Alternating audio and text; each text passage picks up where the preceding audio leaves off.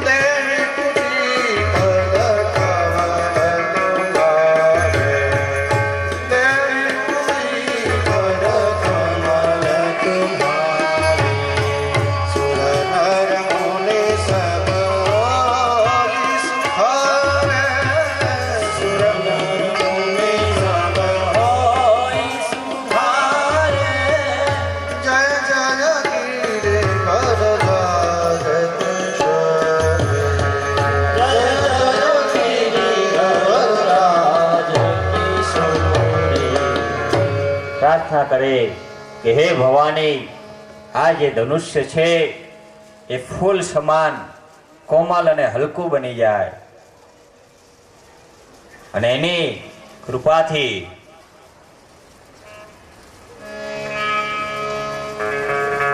ચાલી રહ્યું છે સ્વયંવર. એકાક્ષરી પાનમ કૃતમ વાના કૃતમ તારી કિમર્થમ.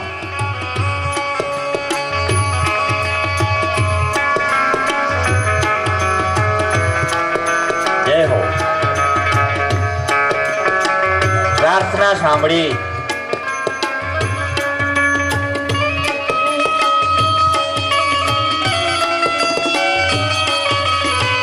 શિવનું ધનુષ્ય વિશ્વામિત્રના ઈશારાથી ઉઠાવાય છે. કોણ? મર્યાદા પુરુષોત્તમ. અને જ્યાં પ્રત્યંતા ચડાવવા જાય ત્યાં તો દેવવશ ટુકડે ટુકડા થઈ ગયા છે. બ્રહ્માંડની અંદર એનો અવાજ ગુંજવા લાગ્યો છે. જનક રાજા આશ્ચર્યચકિત થવા લાગ્યા. બધા જ રાજાઓ જાણે એના અવાજની અંદર મૂર્છિત ન થયા હોય. કોઈને ખબર ન પડી કે કેવી રીતે ઉપાડ્યું ને કેવી રીતે આનો ભંગ થઈ ગયો. બસ સીતાજીની દ્રષ્ટિ છે, રામની દ્રષ્ટિ છે. અને જે કાર થવા લાગ્યો, આકાશમાંથી પુષ્પની વૃષ્ટિઓ પડવા લાગી. શ્રી રામચંદ્ર ભગવાન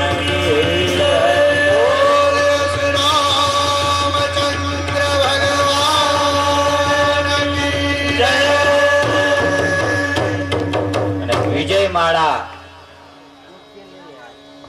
લઈને આવી રહી છે. સીતાજી સખીઓની સાથે અયોધ્યાપુરીમાં કંકોત્રી મોકલી છે. રામ લખન પર છે, રામ લખન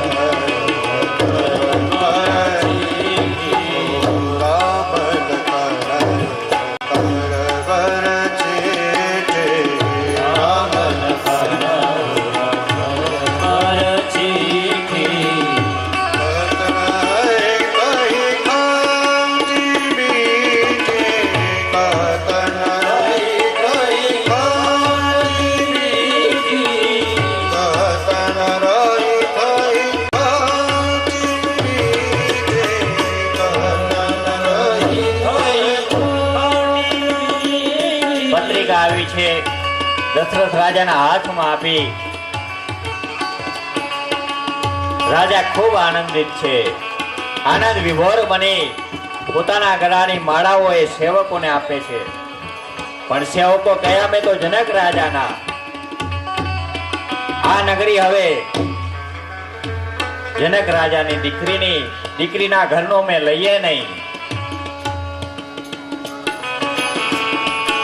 જ્ઞાનની તૈયારી કરે છે અને આ તરફ જનકપુરી શણગારી છે.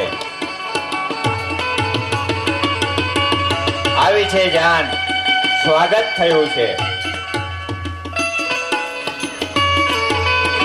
બધા જ દેવતાઓ આનંદિત છે.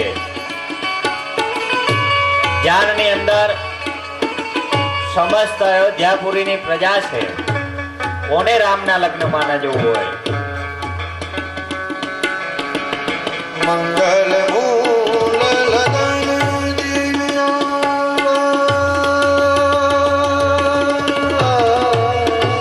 આનંદ છે. હવે આનંદ છે પ્રજાને. જાનારાને મંગલ મૂલ લગન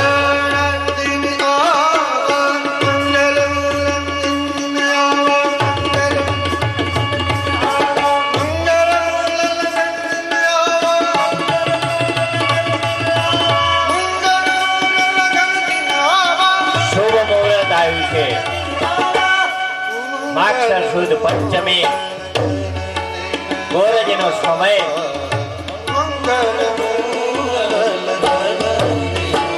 યાદ આવી છે ધનતેરસ અને વસંત પંચમી પછી રઘુનાથજીનું લગ્ન થઈ રહ્યું છે.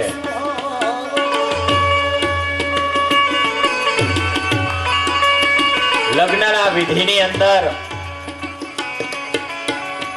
એક પિતા સંકલ્પ કરે,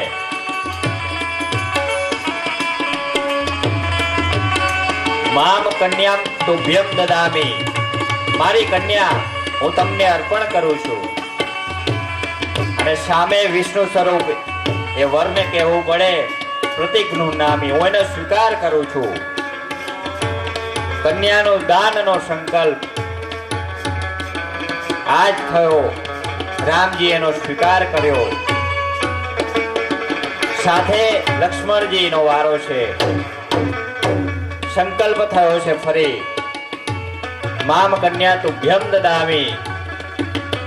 લક્ષ્મણજી કે હું પ્રતિજ્ઞ નામે ન બોલું. અમે રાજકુમારો, અમે દાન આપીએ, દાન લઈએ નહીં.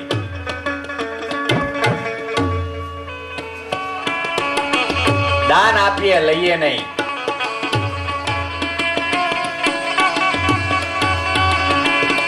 વિશ્વામિત્ર સમજાવે કે આ તો કન્યાનું દાન છે. પ્રતિગુનામી કહેવામાં એ કહીએ તો જ આપણી આ વિધિ પૂર્ણ થઈ કહેવાય. અને આજ લગ્નની અંદર જે મોજ હોય એ આનંદની અંદર લક્ષ્મણ પણ કહે પ્રતિગુનામી. લગ્નમાં વિનોદ હોય, આમ ચહેરા હસતા હોવા જોઈએ. તમે બધા લગ્નમાં બેઠા છો, ત્યાંની સખીઓ અયોધ્યાની અને જનકપુરીની સખીઓ આનંદમાં વાતો કરે છે. કે કેવો આ સ્વરૂપ, એને જોતા આનંદ થાય. ત્યાં તો જનકપુરની પ્રજા કહેવા લાગી કે આ કેવા રાજકુમારો છે, અયોધ્યાના કે જેને ખીર ખાઈને પેદા કર્યા, આવા કેવા. આ વાક્ય સાંભળ્યું લક્ષ્મણજીએ. સહન ન થાય આવું બધું એનાથી. કહે કે અમારા વંશમાં, અમારા નગરમાં તો ખીર ખાઈને પુત્રની પ્રાપ્તિ થાય, પણ તમારા નગરની અંદર માતાઓને કોઈ પણ જાતનો કષ્ટ નથી ભોગવવો અને ધરતીમાંથી સીધે સીધી કન્યાઓ આવે છે. લગ્ન છે એટલે વિનોદ છે. આમ જનકપુરીની અંદર ભવ્ય રામ અને સીતાનું, લક્ષ્મણ અને ઉર્મિલાનું, ભરત અને લક્ષ્મણાનું લગ્ન થયું છે. સખીઓની સાથે એકી બેકીની રમત રમે છે. રમ્યા હતા ને તમે? આપણે પણ રમ્યા હતા. હું તો રમ્યો છું.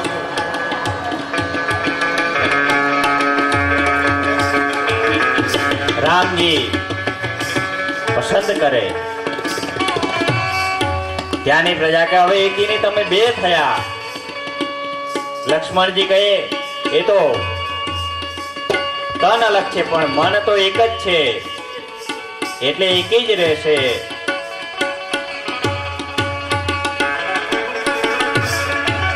આ સાક્ષાત લક્ષ્મીનો અવતાર જગદંબા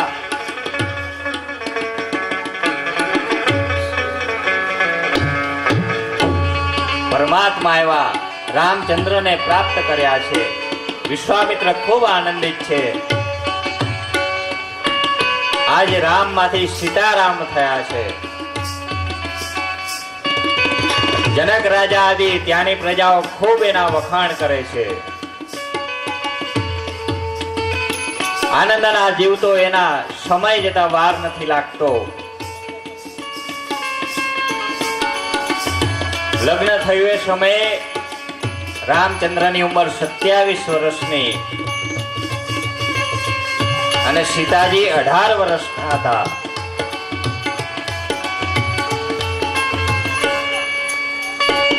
આનંદની અંદર એ લગ્નનો સમય વ્યતીત થયો.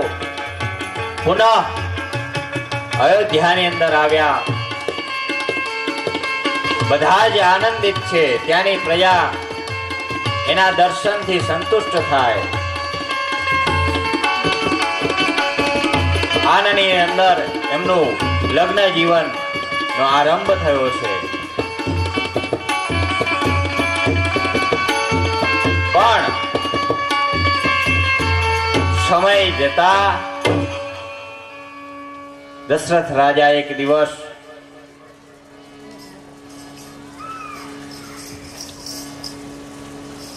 વિચાર કરે છે કે આપણે ત્યાં હવે પારકી કન્યાઓ આવી, એનું તમારે પ્રાણથી પણ વિશેષ રક્ષણ કરવાનું. જેવી રીતે તમારી આંખોનું પાપણ કરે, પલવાર માટે પણ એ તમારે ભૂલવું નહીં. પોતાના પુત્રોની સાથે સત્સંગ રૂપી ચર્ચાઓ કરે.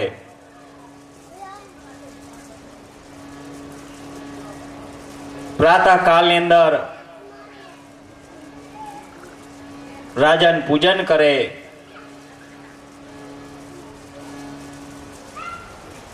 શૃંગાર કરે છે. અને આજ શૃંગાર કરતી વખતે દર્પણની અંદર એક પોતાના માથામાં જ્યારે વાળ ધોરો દેખાયો છે. મનોમન વિચાર કરે કે હવે આ રાજ્ય હું રામને સોંપું.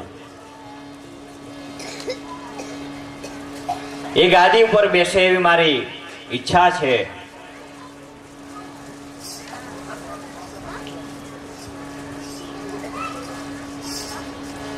વિચાર ઉત્પન્ન થતા જ આનંદ થવા લાગ્યો અને સારું કામ કરવું હોય એટલે તરત જ પૂર્વે ઋષિઓ પાસે મુહૂર્ત માટે પૂછવું પડે.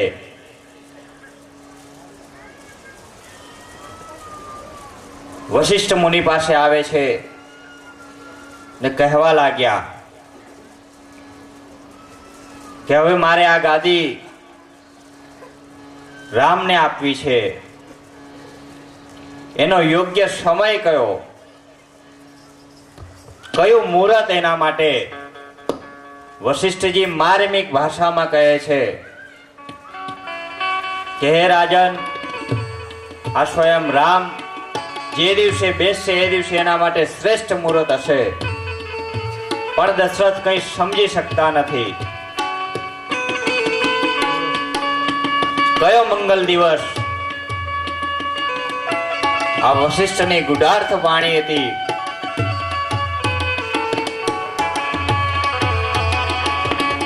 સદગુરુ બધી વસ્તુઓ જાણતા હોય અને આજ રાજાએ અયોધ્યા નગર શણગાર્યું છે. રાજાના મનની અંદર અતિશય પ્રસન્નતા છે.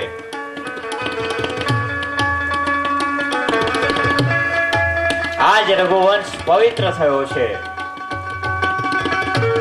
કે જેના પૂર્વજો દિલીપ, રઘુવંશ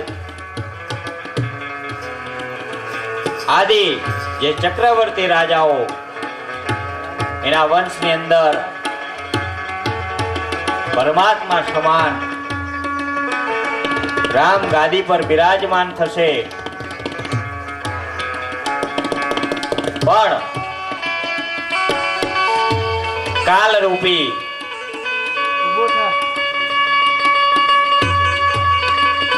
સમય આજે દશરથ રાજાને ગ્રાસ કરી ગયો છે.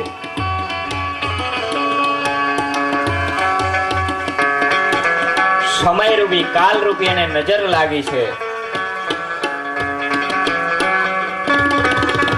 વિચાર કરે કોના શરીરમાં પ્રવેશ કરવું.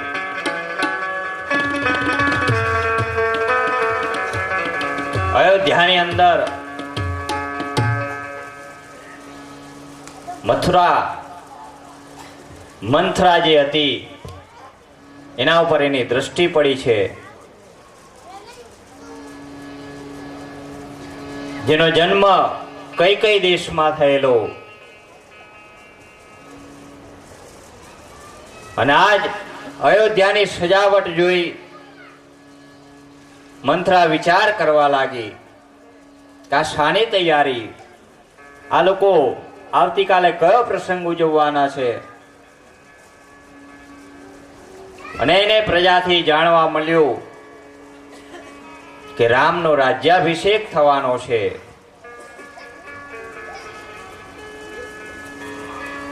એ કૌશલ્યાની દાસી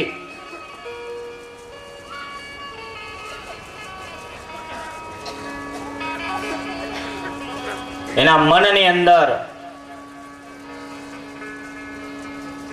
જે ભાવ છે કાલ એની અંદર પ્રવેશ કરી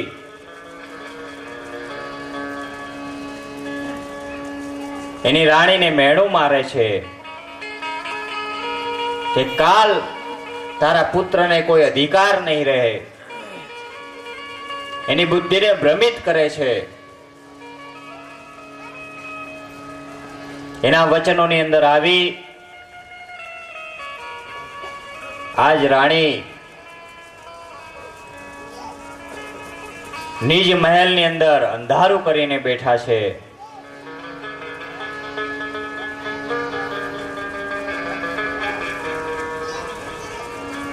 રાજાને ખૂબ પ્રિય છે કૈકેયી.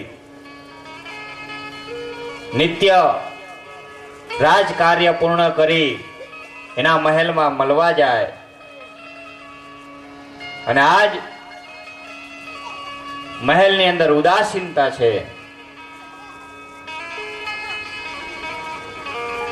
રાજા પૂછે છે કે હે દેવી, શું થયું તમને? આપણે ત્યાં તો આનંદની વાત છે, આપણો રામ ગાદી પર બેસવાનો છે. કઈ બોલતા નથી. મંથરાએ બરાબરનું એને ભણાવેલું કે બે વચનમાં પહેલું કયું માંગવું. ખબર છે કે આ પુત્ર પ્રેમની અંદર કદાચ મૂર્છિત થઈ જાય અને કદાચ એના પ્રાણ પણ ચાલ્યા જાય.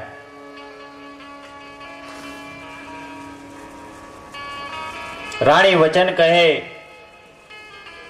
કે મારા જે થાપણ રૂપી વચનો પડ્યા છે તમારી પાસે, એની આજ હું માંગણી કરું છું.